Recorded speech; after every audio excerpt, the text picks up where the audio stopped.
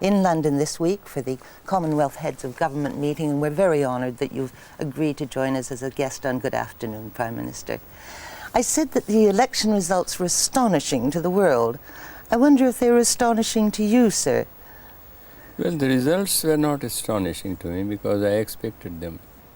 During the election, when I saw the people in the meetings, and ever since I was released, I met the people, I had a feeling that we will get what we got in the elections as a result. But how could a woman like Mrs. Gandhi, known as a loved or respected mother in India, lose her touch? It was a wrong notion to think that she was loved and respected as a mother.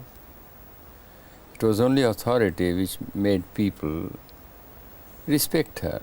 But I don't think there was any genuine respect about it. But even if there was, what was done during the last 2 years of emergency was terrible for the people. Therefore, no respect was left. As a matter of fact, terrible dislike came in, amongst the poor people especially, who were the most oppressed, especially because of vasectomy for birth control. They lost their heads, and they only wanted to have the numbers. So many people vasectomized, where young boys of 14, 15, 16 were vasectomized, unmarried people were vasectomized, newlywed people were vasectomized, and old men of 16, 70 were vasectomized. And these were all poor people, because the rich will not lend themselves to that kind of a thing. They can escape. Poor could not escape. And the poor were forced to do these things. And then there were high prices, which also made them suffer considerably. That is why people lost all faith in them and wanted a change very badly. That is how the result came. And it showed that India has a vitality and a faith in democracy, which people did not think it was in sufficient measure in India before. I mean, people outside India did not think. That's what I am saying. Even in India, some people thought like that, because even in India there are people who don't know India itself.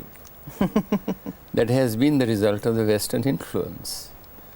But people forget that democracy is more natural to India than any other country, because there was democracy in India before any other country in the world ever dreamt of it. It is there in the Vedas, described so fully and so firmly how it is to be done. I was thinking that so many British people would like to think that it was their gift to your country. That pleases their vanity. I have no quarrel about it. But we had republics, fully, fairly elected, 2,500 years ago. That was much earlier than even Greece had its own kind of democracy. Can we return to the present? You mentioned the terrible problems that emerged in your country because of the vasectomy program, which was cruelly administered. But one must face the problem of population in your country. It grows by 13 million every year. It's doubled its size in just 30 years. There must be some kind of birth control program, I presume. Yes, there is no, on that score, there is no difference of opinion. We are not opposed to the birth control program as it is envisaged in India or in the world. Though I must say that population doesn't pose that problem to this country, though it is more densely populated. Nor Japan, though it is much more densely populated, they are more prosperous. But it is a problem for us because we are a poor people. And the progress that is made, if it is swallowed by population increase, then no progress is possible. Therefore, it is a very urgent program for us. And we have to tackle it. But it can be tackled only by education and persuasion. What kind of program precisely? When you say education about birth control, how will you take the message to the villages, to the country people? Through various people? ways, through various institutions, through various non-official agencies. Government agency is not always the best for this purpose. If people are to be persuaded to see the right things, the medium would better be non-official agencies rather than official agencies. Official agencies can help them, but what will go to their mind and to their hearts would be non-official education. And once we convince them that it is in their interest that they have to do it, because a person who has a large family and less income doesn't know how to bring up the children, and he sees it every day. Therefore, having fewer children is much better for them. Once they see that, they themselves will come in for it, and I have no doubt about it that that will happen.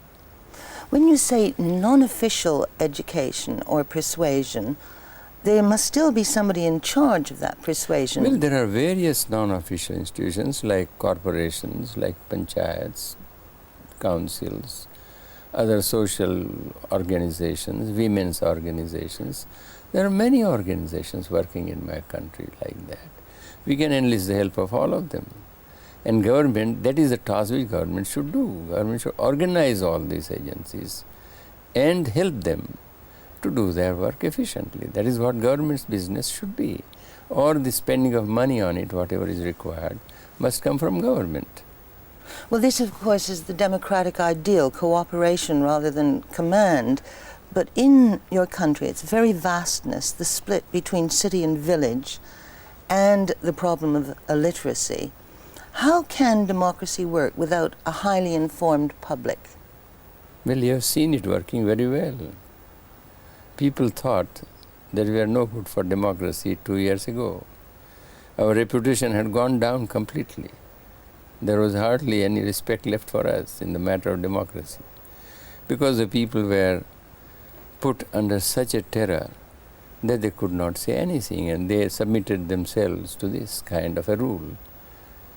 But these elections have now convinced the world, the democratic world, that India has a vitality, especially in matters of democracy, which other countries may not have. In other words, you can gain knowledge without being able to read or write. Well, no man is devoid of knowledge even if he is not illiterate. He has innate intelligence which comes to his aid. And you will find in my country an illiterate man will understand more of the facts of life than a literate man in the West. He has inherited that, and it is in his blood. May I return to the times of emergency, 1975 onwards, until your victory. At this Sunday, outside the Albert Hall, when you were addressing great assembly, Indians here were protesting, and their words were, in the pamphlets they were handing out, prosecute Mrs. Gandhi and her clique for atrocities committed against the Indian people. Do you think there should be prosecution and punishment? No, that is not the line which we can take. That also will not be democratic. One must not have any idea of retaliation. And especially when we believe in Gandhian lines, we can't have that kind of a revengeful attitude. There can't be a retribution or a revenge taken on any people. But if there are specific offenses which are alleged and which are proved, which are sufficient proof, then nobody will be immune from it. And therefore we have appointed some commissions of inquiry into certain incidents. If they disclose specific offenses committed by particular people, then they will not be immune from any prosecution or anything. You see this as a question of justice rather than revenge, of course. Yes, but therefore we are going to do justice. We have also to see that in future such things do not happen. It is therefore necessary that we locate specific offenses and take them up. That is why we have appointed judicial commissions of inquiry who will go into it very thoroughly and let us know. I admire, but I can't say I understand your lack of bitterness, because how many times have you been in prison, Prime Minister? Well, during the British period, I was there for 7 years. 7 years. In all, last period was for 3 years, 42 to 45. And this time I was there for 19 months. You make it sound as if you'd been taking a holiday. It is, I consider. That is the only holiday I've had in my life. Prison. Yes. I treated it as a holiday. It all depends upon yourself. After all, it is one place where I have learnt more than I have learnt in my life outside. I have understood human nature more clearly in prisons than outside. Of course, there I am talking of the British period, because this time I was alone. I was in solitary confinement practically, because there was no other prisoner with me. But this time I had even more benefit from the prison life than even before. This is a spiritual benefit. Not only spiritual, physical, mental, spiritual, in every way. Because physically I was fitter. I used to take regular walks, which I am not able to take outside. I used to have regular dieting, which hours I am not able to always keep outside. And I had a very regular life, regular sleep, regular rest, regular reading. But above everything else, I could examine myself more thoroughly than at any time before, because I was alone. Could you share some of that knowledge that you acquired? Well, I examined myself about what I believed. I have for many years now eschewed from my dislike of others. That is, I do not believe anybody to be my enemy. And I thought I had no dislike of anybody. But this time, therefore, I tried to find out whether I had achieved it. And I found there were some cracks. So I removed them. Well, that is a great thing. You removed them? I removed those cracks. That is, now there is absolutely no dislike left.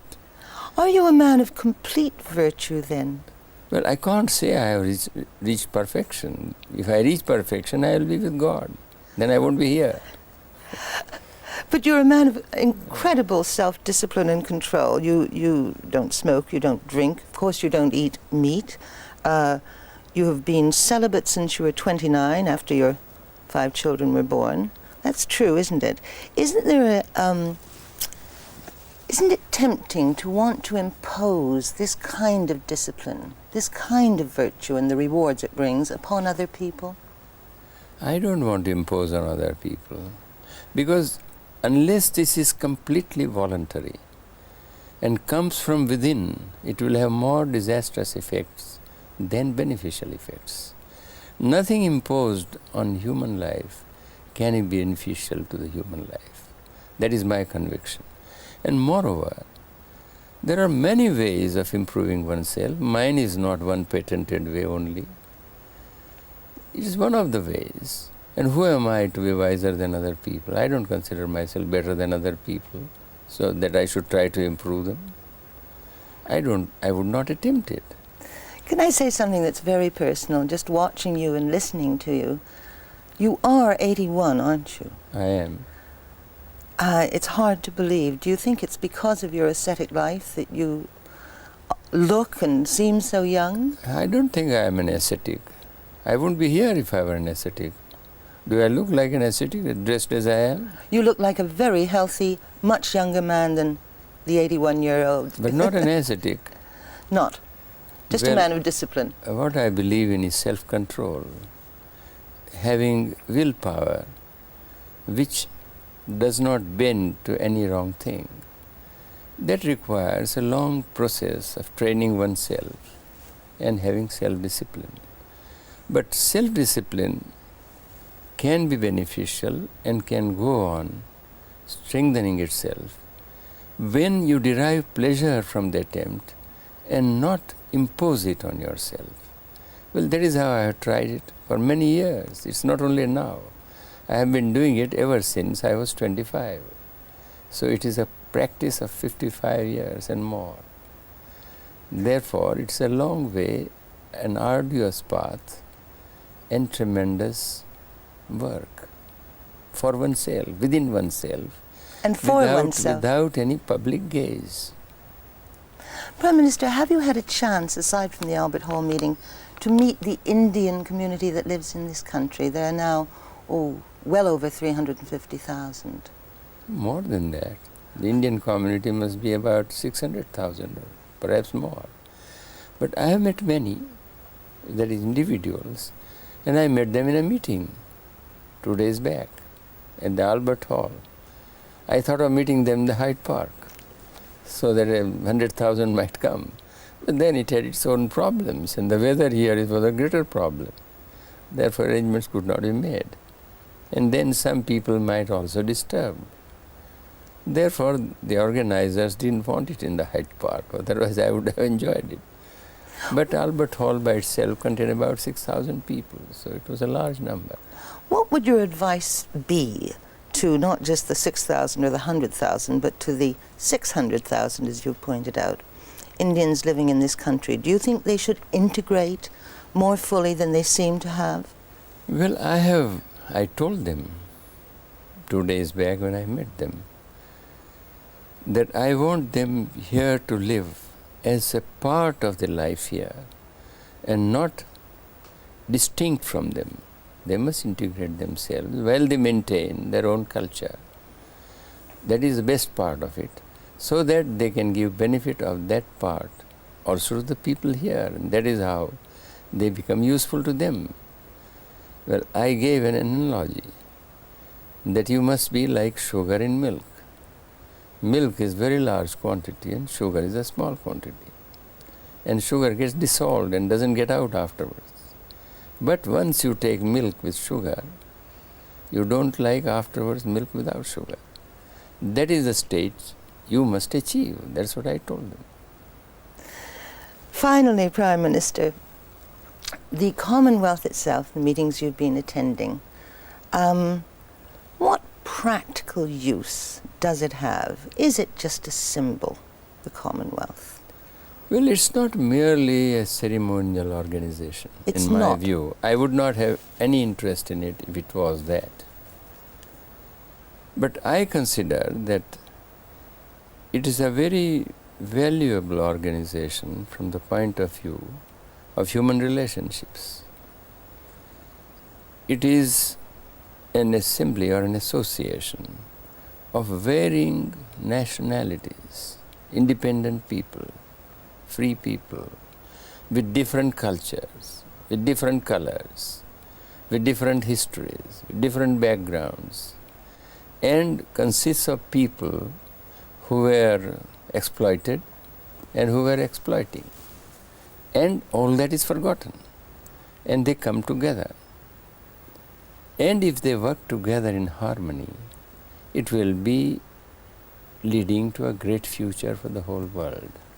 My interest in the Commonwealth is to see that it is not confined to this Commonwealth of these few nations, but it becomes a Commonwealth of the whole world.